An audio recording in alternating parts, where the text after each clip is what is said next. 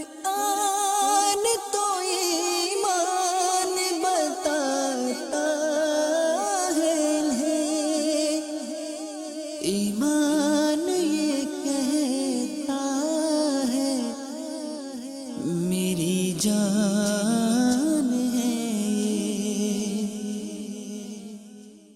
الحمدللہ رب العالمین والصلاة والسلام علی خاتم النبیین، اما بعد فاعوذ باللہ من الشیطان الرجیم، بسم اللہ الرحمن الرحیم۔ الصلاة والسلام علیک یا رسول اللہ وعلی آلک واصحابک یا حبیب اللہ۔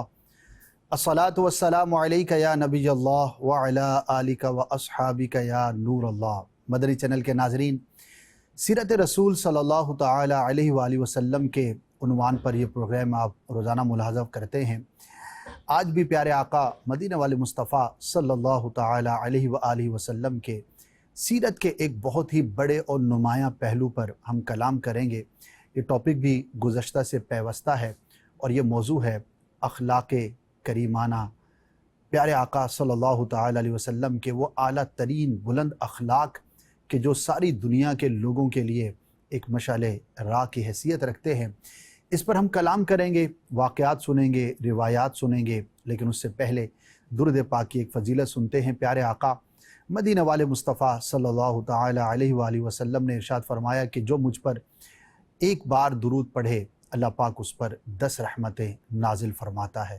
صلو علی الحبیب صلی اللہ تعالی علی محمد صلی اللہ علیہ وآلہ وسلم۔ ناظرین کرام، میرے آقا صلی اللہ تعالی علیہ وآلہ وسلم کی سیرت طیبہ میں بے شمار ایسے واقعات ہیں کہ آپ کے حسن اخلاق سے متاثر ہو کر کسی غیر مسلم نے کلمہ پڑھا ہو اور اسلام کے دائرے میں وہ داخل ہو گیا ہو۔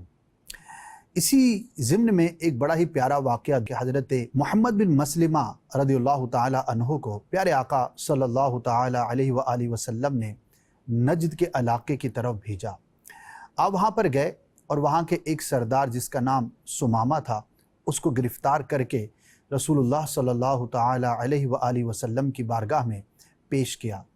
آپ نے فرمایا کہ اسے ستون کے ساتھ باندھ دیا جائے۔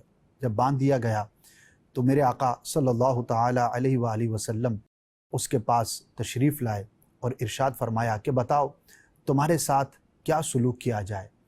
کہنے لگا کہ اگر آپ مجھے قتل کریں گے تو آپ ایک خونی کو ماریں گے، اگر آپ مجھے آزاد کر دیں گے تو ایک شکر گزار شخص کو آپ آزادی دیں گے، اور اگر آپ کا مال لینے کا ارادہ ہو تو مجھے بتائیے۔ پیارے آقا صلی اللہ تعالی علیہ وسلم واپس تشریف لے آئے۔ پھر دوسرے دن گئے، دوبارہ وہی سوال جواب ہوئے۔ پھر تیسرے دن گئے، پھر وہی سوال جواب ہوئے۔ میرے آقا صلی اللہ تعالی علیہ وسلم صحابہ کرام کے درمیان تشریف فرما ہوئے اور ارشاد فرمایا کہ جاؤ اور اس سمامہ نامی شخص کو آزاد کر دو۔ یہ دیکھنے کے بعد وہ شخص پیارے آقا صلی اللہ تعالی علیہ وآلہ وسلم کے حسن اخلاق کے چرچے سن تو چکا تھا۔ میرے آقا صلی اللہ تعالی علیہ وسلم کے اخلاق کریم کے بارے میں لوگ کلام کیا کرتے تھے، باتیں کیا کرتے تھے، تذکرہ کیا کرتے تھے، آپ کے اوصاف کا چرچا ہر طرف تھا، لیکن آج جب اس نے اپنی آنکھوں سے پیارے مصطفیٰ صلی اللہ تعالی علیہ وآلہ وسلم کے اخلاق کریم کو دیکھا تو اتنا متاثر ہوا کہ آزاد ہونے کے بعد قریب ہی ایک مقام پر گیا، وہاں جا کر اس نے غسل کیا اور پاک صاف ہو کر پیارے آقا کی بارگاہ میں حاضر ہوا اور کلمہ پڑھ کے مسلمان ہو گیا۔ سبحان اللہ، وہ سمامہ جو پہلے اسلام کا دشمن تھا، آپ کے اخلاق کریمانہ کو دیکھ کر اتنا متاثر ہوا کہ آپ صلی اللہ تعالی علیہ وسلم کے صحابی بننے کا اسے شرف حاصل ہوا۔ اللہ پاک کی ان پہ رحمت ہو اور ان کے صدقے ہماری مغفرت ہو۔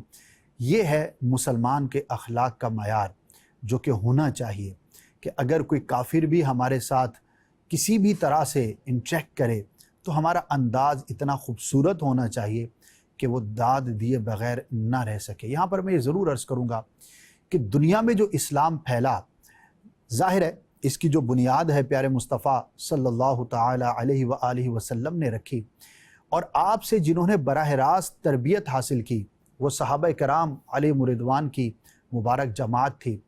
پھر صحابہ کرام علیہم رضوان سے تابعین نے، پھر تبع تابعین نے، اور آج تک اولیاء اور بزرگان دین اور دیگر جو مسلمان ہیں ایک دوسرے سے رہنمائی لے کر چلتے چلے آ رہے ہیں۔ دنیا میں بہت سارے ایسے مقامات ہیں جہاں پر اسلام مسلمانوں کے اخلاق کے ذریعے پھیلا۔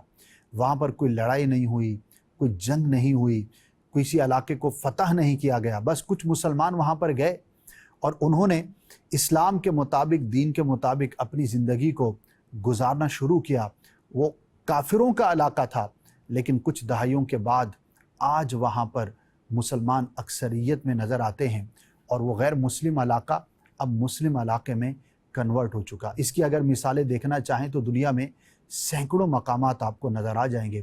بات یہ ہے کہ ہمارا اخلاق، ہمارا کردار، ہمارا حسن سلوک، ہمارا حسن معاشرت، ہمارا ان چیک کرنا، ہمارا گفتگو کرنا، ہمارا معاملات دیکھنا، یہ ساری چیزیں اگر دین اور اسلام، شریعت و سنت کے موافق ہو جائیں گی تو انشاءاللہ عز و جل آج بھی غیر مسلم کلمہ پڑھ کے مسلمان ہوتے رہتے ہیں۔ اللہ پاک ہمیں بھی اس کار خیر میں حصہ ملانے کی توفیق عطا فرمائے۔ آئیے اب پیارے مصطفیٰ صلی اللہ تعالی علیہ وآلہ وسلم کے فرامین کا مفہوم میں عرض کرتا ہوں کہ نہ صرف آپ صلی اللہ تعالی علیہ وآلہ وسلم نے خود عملی طور پر حسن اخلاق کا مظاہرہ کر کے دکھایا، بلکہ اپنے غلاموں کو بارہا حسن اخلاق کی اہمیت کے بارے میں ارشاد فرمایا۔ ایک روایت کا مفہوم ہے، ارشاد فرمایا کہ تم لوگوں کو مال کے ذریعے خوش نہیں کر سکتے، بلکہ خندہ پیشانی اور اچھے اخلاق کے ذریعے ان کو خوش کرنے میں کامیاب ہو سکتے ہو۔ واقعی مال دینا اپنی جگہ پہ، لیکن مال سے بڑھ کر جو انسان کو چیز پسند آتی ہے وہ آپ کا اخلاق ہوتا ہے۔ مسکرا کر دیکھنا، اچھے انداز پر بات کرنا، بھلے آپ نے اس کو 1 روپے کا بھی فائدہ نہ پہنچایا ہو، لیکن آپ کی یہ مسکراہٹ اور آپ کا خندہ پیشانی سے پیش آنا ہو سکتا ہے سامنے والے کو سالوں تک یاد رہے اور آپ اس کے دل میں جگہ بنانے میں کامیاب ہو جائیں۔ ایک مرتبہ اپنے بہت ہی پیارے صحابی رضی اللہ تعالی عنہ کو میرے آقا نے نصیحت کرتے ہوئے ارشاد فرمایا، ترمذی شریف کی یہ روایت ہے کہ اے معاذ رضی اللہ تعالی عنہ، تم اللہ سے ڈرتے رہو جہاں کہیں بھی ہو۔ اگر غلطی ہو جائے، گناہ ہو جائے تو اس کے بعد نیکی کر لو، یہ گناہ مٹ جائے گا، اور لوگوں کے ساتھ حسن اخلاق کے ساتھ پیش آؤ۔ سبحان اللہ، تینوں باتیں کتنی زبردست ہیں، اور آخری بات میں میرے آقا صلی اللہ تعالی علیہ وسلم نے لوگوں کے ساتھ اچھے اخلاق سے پیش آنے کے بارے میں ارشاد فرمایا ہے۔ پیارے آقا صلی اللہ تعالی علیہ وآلہ وسلم نے ارشاد فرمایا، جس کا مفہوم ہے کہ تم چھوٹی سے چھوٹی نیکی کو بھی حقیر نہ جانو، بھلے وہ کسی مسلمان کے ساتھ مسکرا کر ملنا ہی کیوں نہ ہو۔ سبحان اللہ، مسلمان کے ساتھ مسکرا کر اچھے اخلاق کے ساتھ ملنا، اس کو ہو سکتا ہے بعض لوگ بڑا معمولی خیال کرتے ہوں، لیکن میرے آقا صلی اللہ تعالی علیہ وسلم نے ارشاد فرمایا کہ اسے بھی معمولی نہ سمجھو۔ کوئی بھی نیکی نہ حقیر ہوتی ہے، نہ معمولی ہوتی ہے، بلکہ اللہ پاک نہ جانے کس چھوٹے سے عمل پر مہربان ہو جائے اور ہماری بخشش کا ذریعہ وہی چھوٹی سی نیکی ہو جائے۔ تو اب بھی نیت کریں کہ جب بھی کسی کے ساتھ ملاقات ہو، خندہ پیشانی کے ساتھ مسکرا کے پرتپاک انداز پر ہمیں ملنا چاہیے، سامنے والے کو لگے کہ آپ کو اس کا ملنا جو ہے وہ اچھا لگا ہے۔ بعض اوقات ہم کسی سے ملتے ہیں تو سوچنے لگ جاتے ہیں کہ پتہ نہیں، یا تو بہت بڑی پریشانی میں ہے، یا اس کو میرا آنا پسند نہیں آیا، کیونکہ بڑا ہی عجیب قسم کا جو ہے وہ سامنے والے کا طرز عمل ہوتا ہے، ریئیکشن ہی نہیں ہے فیس پر، چہرے پر کوئی ایسی بات ہی نہیں ہے کہ جو ایڈمٹ کرتی ہوئی نظر آتی ہو کہ میرا آنا، میرا بات کرنا آپ کو بھلا محسوس ہوا ہے۔ تو بہرحال حسن اخلاق کے ساتھ پیش آنا، مسکراہٹ کے ساتھ کسی سے ملاقات کرنا، یہ بہت ہی عظیم بات ہے۔ اللہ پاک ہمیں اس پر بھی عمل کرنے کی توفیق عطا فرمائے۔ پیارے آقا صلی اللہ تعالی علیہ وآلہ وسلم نے ایک اور مقام پر بڑی پیاری بات ارشاد فرمائی کہ کل بروز قیامت مومن کے میزان عمل میں حسن اخلاق سے بڑھ کر کوئی عمل نہ ہوگا، اور بے شک اللہ پاک فحش کلامی اور بد کلامی کرنے والے کو پسند نہیں فرماتا۔ ناظرین دیکھیے، میزان عمل پر جب نیکیوں کا وزن کیا جائے گا تو کسی کا وزن کم، کسی کا زیادہ ہوگا۔ اور میرے آقا صلی اللہ تعالی علیہ وسلم نے اچھے اخلاق کو اس قدر اہمیت کے ساتھ بیان فرمایا کہ میزان عمل پر جو بہت زیادہ وزن والی نیکیاں ہیں ان میں سے ایک حسن اخلاق ہے۔ سبحان اللہ، کیا شان ہے پیارے مصطفیٰ صلی اللہ تعالی علیہ وآلہ وسلم کی۔ یوں ہی ایک اور مقام پر ارشاد فرمایا جس کا مفہوم ہے کہ دو خصلتیں، عادتیں ایسی ہیں کہ جو منافق میں نہیں پائی جا سکتی، ایک اچھے اخلاق اور دوسرا دین کی سمجھ۔ ناظرین، یہ حسن اخلاق اتنی بڑی نعمت ہے اور بد اخلاقی اتنی بڑی برائی ہے کہ مومن کی شان حسن اخلاق اور منافق بد اخلاق۔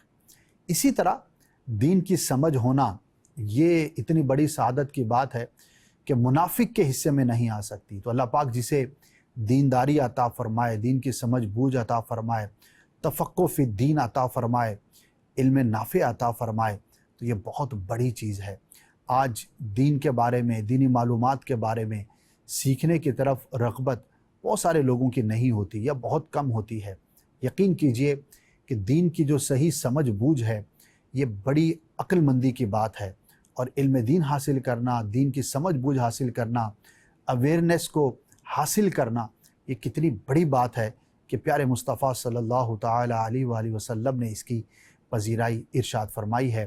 اللہ پاک ہمیں بھی دین کی سمجھ بوجھ عطا فرمائے، صحیح علم حاصل کرنے اور اس کے مطابق اپنی زندگی بسر کرنے کی سعادت عطا فرمائے۔ ایک اور بہت ہی پیاری حدیث پاک آپ کو سناتا ہوں۔ پیارے مصطفیٰ صلی اللہ تعالی علیہ وآلہ وسلم نے ارشاد فرمایا کہ مومنین میں کامل الایمان، زیادہ کامل ایمان والا وہ ہے جو ان میں زیادہ اچھے اخلاق والا ہے۔ لیجئے جناب، ایمان کی کوالٹی کا دار و مدار حسن اخلاق پر قرار دیا گیا کہ جس کا اخلاق جتنا بہتر ہے گویا کہ اس کا ایمان اتنا ہی خوبصورت ہے۔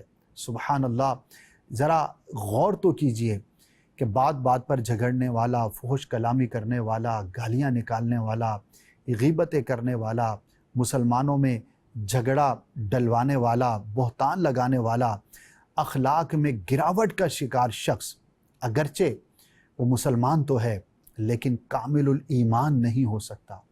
مومن کی شان یہ نہیں کہ وہ بد اخلاق ہو، بلکہ کامل الایمان ہونے کی جو علامت ہے وہ با اخلاق اور با کردار ہونا قرار دیا گیا ہے۔ اور کیوں نہ ہو کہ اخلاق وہ بنیادی چیز ہے جو کسی کی بھی پرسنالٹی کو ڈیفائن کرتا ہے۔ دیکھیے، ظاہری اعتبار سے تمام انسان تقریباً یکساں ہوتے ہیں، دو آنکھیں، دو ہاتھ، دو کان، وہی ہڈی، وہی گوشت، وہی سر پہ بال، وہی ناخن، وہی ساری چیزیں تقریباً اعضاء کے اعتبار سے سملر ہوتی ہیں۔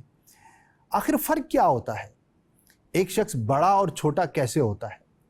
کسی کی پرسنالٹی کو اگر میجر کیا جائے تو کیا اس کو ترازو پہ تولا جائے گا کہ اس کا وزن زیادہ ہے تو یہ بڑا آدمی ہے؟ آپ سب سمجھتے ہیں، ہر عقل مند شخص یہی جواب دے گا کہ نہیں، بڑا ہونا تو کوالٹیز کے ساتھ ہوتا ہے، اور کوالٹیز اور خصوصیات کے اندر سب سے بنیادی چیز انسان کا اخلاق ہی تو ہے۔ اب ایک شخص ہے، اس کے پاس علم بہت ہے لیکن ہے بد اخلاق، مال بہت ہے، جھگڑالو ہے، منصب بہت بڑا ہے، گالیاں نکالتا ہے، پاپولیرٹی بہت زیادہ ہے، کردار کا اچھا نہیں ہے، تو کوئی بھی ایسے لوگوں کو نہ ان کی پذیرائی کرے گا نہ ان کو پسند کرے گا۔ اس کے برعکس لے لیں، منصب کچھ بھی نہیں، مال و دولت میں بہت کمی ہے، شہرت میں دو لوگوں سے زیادہ کوئی جانتا نہیں ہے، اور ظاہری حسن و خوبصورتی بھی بہت نہیں ہے، لیکن ہے بہت صاحب علم، صاحب کردار، با اخلاق، تو آپ دونوں کے اندر اگر کمپیریزن کریں گے تو یقیناً ہر باشعور شخص کہے گا کہ دوسرا پہلے سے بہتر ہے۔ تو ہماری اور آپ کی جو پرسنالٹی ہے اس کا جو معیار ہے وہ میرا اور آپ کا حسن اخلاق ہے۔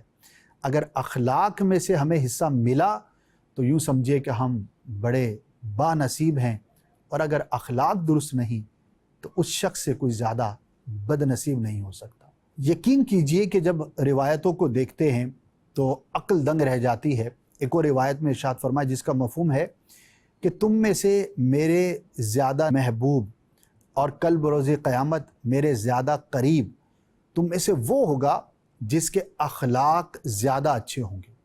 یعنی دنیا میں پسندیدگی اور آخرت میں قربت، دونوں کو پیارے آقا صلی اللہ تعالیٰ علیہ وآلہ وسلم نے اخلاق و کردار پر منحصر قرار دیا.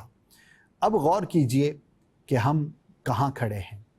اللہ تبارک و تعالیٰ کے پیارے حبیب صلی اللہ تعالیٰ علیہ وآلہ وسلم نے نہ صرف دنیاوی معاملات کے اندر بلکہ اخروی معاملات کے اندر اخلاق اور کردار کو کتنا اہم بیان فرمایا ہے. تو کل بروز قیامت یقیناً ہر مسلمان یہ چاہے گا کہ مجھے اپنے محبوب صلی اللہ تعالیٰ علیہ وآلہ وسلم کا قرب حاصل ہو. تو قرب حاصل کرنے کی ایک بہترین صورت ہے کہ با اخلاق اور با کردار بن جائیے.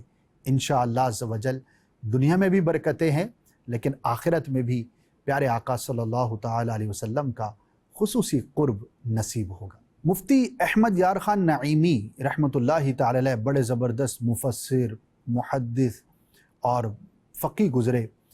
آپ نے ارشاد فرمایا کہ تجربہ ہے کہ جو با اخلاق ہوتا ہے اس کی دنیا بڑی اچھی ہوتی ہے، اس کے دوست ہوتے ہیں، اس کے ساتھ لوگ اچھا برتاؤ کرتے ہیں. اور اس کے برعکس اگر کوئی بد اخلاق ہوتا ہے تو لوگ اس کے قریب آنا پسند نہیں کرتے. ناظرین، اس کا ایکسپیرینس آپ کو بھی ہوا ہوگا. خاندان میں کچھ لوگ ہوتے ہیں جو حسن اخلاق سے مشہور ہوتے ہیں. ان کے لیے کیا ہوتا ہے، کہیں پر جمع ہوں گے تو لوگ ان کے پاس بیٹھنا پسند کریں گے، کسی مشکل میں آئیں گے تو اس سے رابطہ کریں گے. اس کے برعکس کچھ ایسے لوگ بھی ہوتے ہیں کہ کہیں پر بیٹھے ہوں گے تو لوگ کتراتے ہیں، مجبوری ہوگی تو بلائیں گے ورنہ جتنا اجتناب کر سکتے ہوں گے ضرور کریں گے. اگر وہ کہیں پر بیٹھا ہے تو بس دور سے ہی نکلنے میں عافیت محسوس کریں گے. خوش اخلاق کے دوست ہوتے ہیں اور بد اخلاق کے دوست نہیں ہوتے. یہ خوش اخلاق جو ہے کبھی بیمار ہوتا ہے تو اس کو پوچھنے لوگ آتے ہیں. بد اخلاق جب بیمار ہوتا ہے تو اکیلے پن کا شکار ہوتا ہے. عام حالات زندگی میں بھی خوش اخلاق اپنے دوست بکثرت رکھتا ہے اور بد اخلاق اکیلا ہوتا ہے. تو واقعی یہ بہت بڑی ایک حقیقت ہے. میں ایک ایسے شخص کو جانتا ہوں کہ جو اپنی کمیونٹی میں بڑا ہی خیر خواہ ہے. کوئی بیمار ہو جائے، کسی کو مسئلہ ہو جائے تو سب سے آگے ہوتا ہے. ایک مرتبہ جب وہ خود آزمائش کا شکار ہوا تو گویا کہ پورا خاندان، پورا محلہ اس کے ساتھ کھڑا ہوا تھا. جو لوگوں کے کام آتا ہے مشکل وقت کے اندر. خوشیوں میں تو سب آگے پیچھے ہوتے ہیں لیکن برے وقت میں اگر آپ کسی کے ساتھ کھڑے ہوں گے تو وہ یاد رکھا جائے گا، یاد کیا جائے گا. تو خوشیوں کے موقع پر بھی ہمیں لوگوں کے ساتھ خوشیاں شیئر کرنی چاہیے، حوصلہ افزائی کرنی چاہیے. لیکن اس سے زیادہ اہم یہ ہے کہ جب کوئی کسی مشکل میں ہے، کسی پریشانی کے اندر ہے، اس وقت اگر آپ کسی کے ساتھ کھڑے ہیں اور آپ نے حسن سلوک کا مظاہرہ کیا ہے تو یاد رکھیے گویا کہ وہ ساری زندگی کے لیے آپ کا غلام ہو جائے گا. یاد رہے گا 20 سال 30 سال پرانی کسی کی خیرخواہی جو مشکل وقت میں آپ کے ساتھ کی گئی تھی وہ آپ کو آج بھی یاد ہوگی.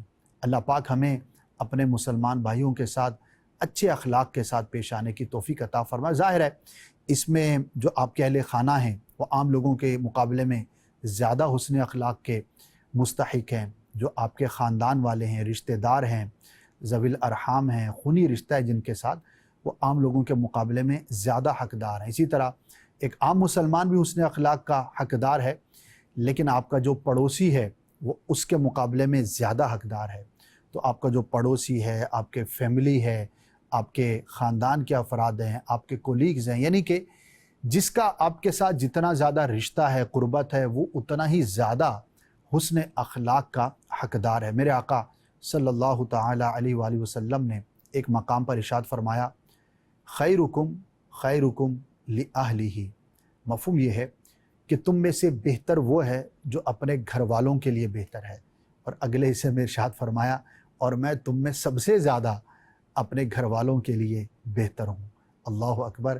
کیوں نہ ہو کہ میرے مصطفیٰ صلی اللہ تعالیٰ علیہ وآلہ وسلم سے بڑھ کر اخلاق و کردار والا، خیر و بلائی بانٹنے والا کوئی ہو نہیں سکتا. لیکن ہمیں سمجھانے کے لیے کتنا خوبصورت ارشاد فرمایا. پہلے تو اہمیت کو بیان کیا کہ جو سب سے زیادہ حقدار ہیں وہ تمہارے گھر والے ہیں، اور ہمارا معیار یہ ہے کہ ہم اپنے گھر والوں کے ساتھ کیسے ہیں. بعض لوگ ہوتے ہیں باہر والوں کے ساتھ بہت اچھے ہیں لیکن گھر والوں کے ساتھ عجیب و غریب رویہ ہے. گھر آتے ہی مسکراہٹ باہر چھوڑ کر آ گئے, گھر آتے ہی جو ہے وہ ٹارزن بنے ہوئے ہیں, گھر آتے ہی جو ہے عجیب و غریب ان کا انداز ہے, ڈانٹ ڈپٹ, اس کو ڈانٹ. والد صاحب گھر پر آئے ہیں یا کوئی ایسا لگ رہا ہے کہ کوئی ایس ایچ او گھر پر آ گیا ہے. تو ایسا جو ہے وہ انداز نہیں ہونا چاہیے. میرے آقا نے کیا ارشاد فرمایا, مفہوم, اور میں تم میں اپنے گھر والوں کے لیے سب سے زیادہ بہتر ہوں. اللہ اکبر, صدقت یا رسول اللہ صلی اللہ تعالی علیہ وآلہ وسلم. تو سیرت کا یہ پہلو ہمیں ضرور اپنانا چاہیے. اور اب یہ ایک الگ ٹاپک ہے پورا, اگر آپ سیرت کی کتابوں میں پڑھیں گے کہ میرے آقا صلی اللہ تعالی علیہ وآلہ وسلم اپنی ازواج کے ساتھ کیسے تھے, اپنے بچوں کے ساتھ کیسے تھے, خاص طور پر اپنی بیٹیوں پر کیسے شفیق تھے, ہمسایوں کے ساتھ آپ کا حسن سلوک کیسا تھا. ایک ایک چیز کو اگر آپ پڑھتے چلے جائیں تو دل میں عظمت مصطفیٰ صلی اللہ تعالی علیہ وآلہ وسلم میں یقیناً اضافہ ہوتا چلا جائے گا. اللہ پاک ہمیں سیرت طیبہ کے اس پہلو پر بھی عمل کرنے کی توفیق عطا فرمائے. ایک شخص نے پیارے مصطفیٰ صلی اللہ تعالی علیہ وآلہ وسلم سے اخلاق کے بارے میں سوال کیا تو آپ نے جواب میں یہ آیت کریمہ تلاوت فرمائی, خذ العفو وأمر بالعرف وأعرض عن الجاہلین. یہ تین خوبیاں اگر کسی کے اندر آ جائیں تو یقیناً وہ اخلاق کی بلندیوں پر پہنچ جائے. معاف کرو, کیونکہ ہمارے ساتھ بہت سارے لوگ بد اخلاقی کا مظاہرہ کرتے ہوں گے اور کریں گے. ہمارا سلوک جو ہے وہ معاف کرنے والا ہونا چاہیے, اور بھلائی کی بات کرنا ہمیں ترک نہیں کرنا چاہیے. ہمیشہ اچھی بات کرتے رہنا چاہیے, بھلائی کی, نیکی کی دعوت دیتے رہنا چاہیے. اور اگر کوئی جاہل ہے تو اس سے کنارہ کشی اختیار کرنی چاہیے, اس کے نہ قریب پھٹکنا چاہیے نہ اس سے الجھنا چاہیے. بعض لوگ خام خواہ الجھ رہے ہوتے ہیں, تو ان سے الجھنے کے بعد ایسے ہوتے ہیں کہ آپ ان سے بات کریں تو بغیر دلیل سے آپ سے لڑنا شروع کر دیں گے. اختلاف رائے ایک اپنی جگہ پر مقام ہے اس کا, لیکن اس کی ایک ڈیفینیشن ہے. وہ اختلاف رائے نہیں کر رہے ہوتے, وہ ضد پر اڑے ہوئے ہوتے ہیں, انہیں آپ کی بات ماننی نہیں ہے. اب وہ تو اپنی جہالت کا اظہار کر رہا ہے, لیکن میں تو جاہل نہ بنوں, میں تو اس کے ساتھ نہ الجھوں. تو جاہلوں سے اعراض کرنے کا, منہ پھیرنے کا, الگ ہو جانے کا قرآن نے ہمیں حکم دیا ہے. اور یہ تین باتیں جس شخص کے اندر ہوں گی تو وہ اپنے اخلاق کو بہت صاف ستھرا رکھنے میں اور پانے میں کامیاب ہو جائے گا. ناظرین, وقت اختتام کو پہنچا. اخلاق کریم کا جو تذکرہ ہے وہ بڑا طویل ہے, اور اس کے واقعات, روایتیں اور قرآن کی آیتیں اگر بیان کی جاتی رہیں تو گھنٹوں اس کے اندر صرف ہو سکتے ہیں. لیکن ظاہر ہے ہمارا وقت مختصر ہوتا ہے. دعوت اسلامی کے دینی ماحول میں جہاں پر دیگر سنتیں بتائی جاتی ہیں, وہیں پر ماشاء اللہ گفتگو کے آداب, حسن سلوک, حسن اخلاق پر بہت کلام بھی کیا جاتا ہے اور کام بھی کیا جاتا ہے. اور آپ کو ایک سے بڑھ کر ایک حسن اخلاق والے عاشقان رسول ملیں گے. با اخلاق لوگوں کے ساتھ اٹھنا بیٹھنا اگر آپ بھی اپنا لیں گے تو انشاءاللہ عز و جل با اخلاق بننا ہمارے لیے بہت ہی آسان ہو جائے گا. ورنہ اگر بد اخلاق لوگوں کے ساتھ گالم گلوچ کرنے والے, غیبتیں چغلیاں کرنے والے, مار دھاڑ کرنے والے لوگوں کے ساتھ انٹیکشن رہے گا تو پھر آپ کا بد اخلاقی سے بچنا نہایت ہی دشوار ہوگا. اللہ پاک سے دعا کرتے ہیں کہ مولا کریم پیارے مصطفیٰ صلی اللہ تعالی علیہ وآلہ وسلم کے اعلیٰ اخلاق کے صدقے ہمیں بھی با اخلاق اور با کردار مسلمان بننے کی سعادت عطا فرمائے. آمین بجاہ النبی الامین صلی اللہ علیہ وسلم. قرآن تو ایمان بتاتا ہے, ایمان یہ کہتا ہے میری جان